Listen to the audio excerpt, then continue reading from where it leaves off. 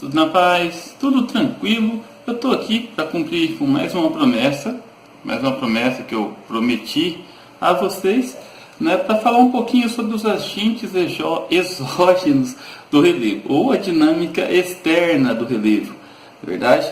Então, a gente vai seguir os slides, relembrando tudo que nós vimos em sala de aula, para que a gente possa dar aquela atençãozinha especial ao conteúdo. Apenas relembrando, nada justifica a importância de ler o material e fazer todas as atividades, ok? Então, vamos lá, seguindo no material. Bom, vamos entender então os elementos exógenos. Bom, as paisagens naturais são frutos da ação dos diferentes elementos naturais da crosta terrestre. Então, o que é o relevo? O relevo são todas as ondulações que nós vemos na superfície. Essas ondulações são seguidas de paisagens naturais e, no decorrer de milhares de anos, essas paisagens elas vão se modificando de acordo com certos elementos naturais ou antrópicos que estão na natureza. Por exemplo, um vulcão, quando entra em erupção, ele muda toda uma paisagem. Assim como o homem também pode mudar toda uma paisagem quando vai construir uma estrada, vai construir uma rodovia, vai construir uma passagem, um túnel, um viaduto, verdade? Entre os elementos naturais que esculpem a crosta, a água é um dos mais importantes.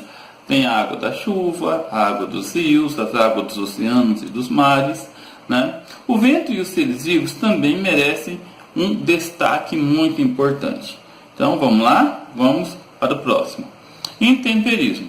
Intemperismo é o conjunto de transformações de ordem física, desagregação e química, decomposição, sofrida pela rocha ao aflorar a superfície terrestre. Bom, o intemperismo é o principal agente de transformação do relevo. É através do intemperismo que se decompõem, se desagregam as rochas, o solo e, por consequência, desagregando as rochas, forma o solo e vai havendo as modificações do relevo. Tem 3 tipos de intemperismo: o químico, o físico e o biológico, e a gente vai ver esses 3 e como que eles acontecem. O primeiro tipo de intemperismo é o intemperismo físico. Consiste na ocorrência de processos que são responsáveis pela fragmentação ou fissura nas rochas, separando minerais antes ordenados de forma coesa e transformando uma superfície então homogênea em uma rocha descontínua. Os principais agentes responsáveis pelo intemperismo físico são a água e seus processos de evaporação, congelamento, etc., as variações de umidade e temperatura, entre outros. Então, físico é aquilo que é contato com a rocha. O principal agente é a água, que pode mudar a sua forma, a temperatura e o sol. Tá? O sol aquece a rocha. A água esfria. Esse processo de esfriar e de esquentar causa a fissura da rocha, pode causar a desagregação, a decomposição da rocha. Ok? E também, pessoal, a água ela pode ficar cheia. Ela pode encher aqueles pequenos buraquinhos, aquelas pequenas fissuras nas rochas, e quando congela durante a noite, a rocha, o gelo se expande, fissurando a rocha, potencializando o processo de intemperismo físico. Outra forma de intemperismo é o intemperismo químico. Olha só. É caracterizado pelas transformações químicas oriundas das diferenças de pressão e temperatura das rochas. O ambiente em que as rochas se formam costuma ser diferente da superfície terrestre. Dessa forma, quando essas formações rochosas afloram, encontram condições de elementos como a água e o oxigênio que tornam seus minerais quimicamente instáveis. Assim, para se estabilizarem, eles passam por transformações químicas, alterando assim a sua composição.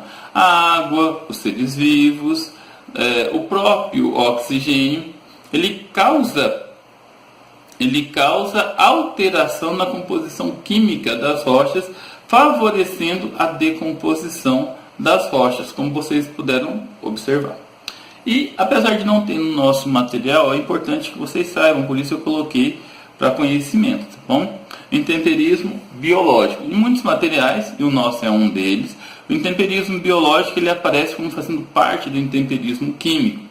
Mas é importante a gente entender que tem uma diferenciação. é o processo de transformação das rochas a partir da ação dos seres vivos, como bactérias ou até mesmo animais.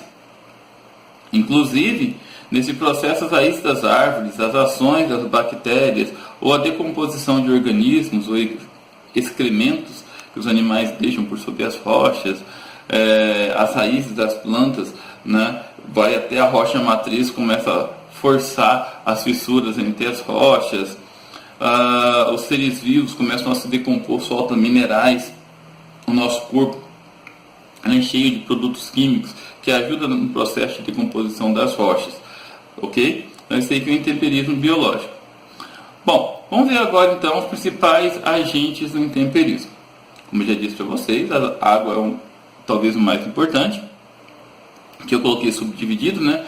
A água dos rios e dos lagos fluviais, a água dos oceanos e mares, as águas das chuvas pluviais, o gelo, os ventos, são os principais responsáveis, né? São os principais agentes do intemperismo. Bom, começamos com a água da chuva, a água pluvial. As águas provenientes das chuvas arrastam grande quantidade de materiais, alterando continuamente o espaço em que age. O solo, exposto por desmatamento, o homem chega lá e desmata, retira toda a cobertura vegetal. Quando vem a água da chuva, ela escorre pelo processo da enxurrada, é arrastada uma grande quantidade de materiais. E à medida que é arrastado, provoca vossoroca, como é que vocês estão vendo aí na imagem, né? Ravinas, erosão, lixiviação, laterização. O próprio solo começa, a própria rocha começa a se decompor, podendo até formar vales, né? Aqui nós temos exemplos de ravina, como vocês podem ver na imagem. Olha só, né? Erosão em rocha, né? Formação de vales feita pela força da chuva, pela declividade da chuva. Vamos falar agora sobre a água dos rios, ou as águas fluviais. As águas dos rios também desempenham um papel importante como agente externo do relevo, pois no trajeto retiram, transportam, depositam materiais, provocam mudanças em sua área de ocorrência. Fatores como a declividade, a velocidade de escoamento e o tipo de rocha, se ela é mais maleável, se ela é mais dura, é menos maleável. Isso faz com que o relevo seja modelado e a rocha seja desgastada. Aqui vocês têm um exemplo de erosão provocada pela força dos rios. Novamente, indo a imagem, né? Aqui, ó, erosão por arrastamento. E a borda das margens aqui, também um dos fatores que ajuda esse tipo de erosão é o desmatamento às margens dos rios. E aqui talvez o melhor exemplo de todos, acho que todos os materiais pegam isso aqui como exemplo, né? Que é o Grand Canyon dos Estados Unidos, o Rio Colorado. Ok, pessoal, vamos falar das águas dos mares e dos oceanos. As águas marinhas também atuam decisivamente na constituição do relevo em áreas litorâneas. O processo de ação das águas marinhas no relevo é conhecido como abrasão, quando provoca erosão, ou acumulação, quando causa processo construtivo. Bom, um exemplo de abrasão são as falésias e as escarpas. As falésias é o que vocês estão vendo aí na imagem. É o encontro da água com a rocha que provoca esse corte, essa transformação. Outro exemplo de falésias, né, na imagem. Outro exemplo também de falésias. E tem um outro exemplo de modificação, que é o exemplo de acumulação. A acumulação são formações de dunas, extensão de praias, restingas, como é que vocês estão vendo aí na imagem. Agora vamos falar de outra forma, né? O gelo. Outro elemento importante é o gelo, causador da erosão glacial. Esse tipo de erosão ocorre em áreas do planeta submetidas a altas temperaturas, como nas regiões polares ou no topo das montanhas. Vamos pensar o seguinte, o nosso planeta, a cada 15 ou 20 mil anos, segundo dizem os geólogos, né, os geomorfólogos, nós passamos por uma era glacial, por uma era do gelo. Isso quer dizer o quê? As regiões polares aumentam muito o seu nível, né? O gelo das calotas polares aumentam muito, até bem próximo da zona temperada. Então, nessa região, segundo consta nos materiais, nos livros didáticos, né? Essa era glacial dura em torno de 5.000 anos. E como você sabe, se fizer uma experiência, pegar uma garrafinha de água, encher até a tampa e colocar no congelador, você vai perceber que o gelo, quando a água solidifica, se transforma em gelo, ela expande, deformando a garrafa, né? Isso faz com que o gelo por sob o solo, da mesma forma, a sua expansão causa certas deformações, na verdade, como os lagos. Os lagos de origem glacial, como os lagos no Canadá, na Suíça, na Suécia, na Noruega, na Rússia, tem muitos lagos de origem glacial. Outra forma são os fiordes, né, os vales, regiões bastante elevadas. Pega como exemplo aí o rio Amazonas, né, ele nasce na Cordilheira dos Andes pelo derretimento das geleiras da Cordilheira dos Andes, e no caminho vem formando fiordes, vales em forma de U para acumulação de água. Depois é claro que o rio Amazonas vai sendo fortalecido pelo regime de chuvas da floresta, né?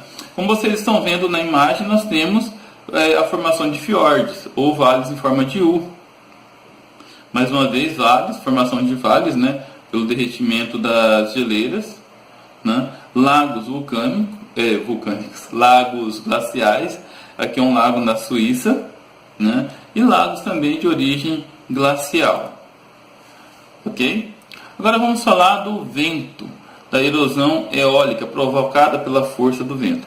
A ação eólica também contribui para a formação das paisagens terrestres e podem ser de dois tipos: de destruição, quando o vento retira partículas da rocha, venta forte, vai tirando partículas da rocha, vai modelando, como vocês estão vendo na imagem aí, e de acumulação, né? Assim que o vento vai diminuindo a sua velocidade, ele vai depositando nas áreas mais baixas os materiais que são carregados por ele. E esses materiais depositados nas áreas mais baixas também servem para modificar a forma do relevo.